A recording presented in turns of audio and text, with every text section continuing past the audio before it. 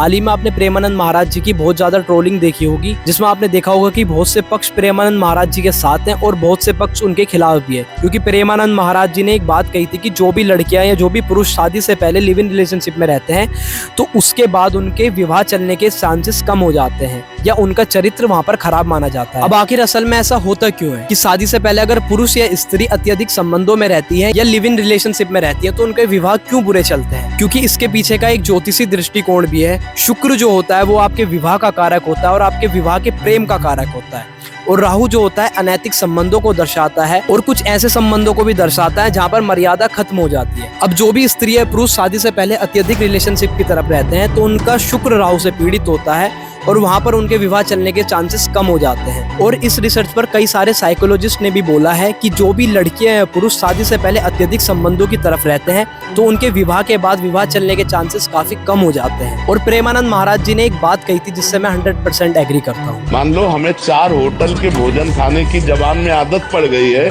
तो घर की रसोई का भोजन अच्छा नहीं लगेगा।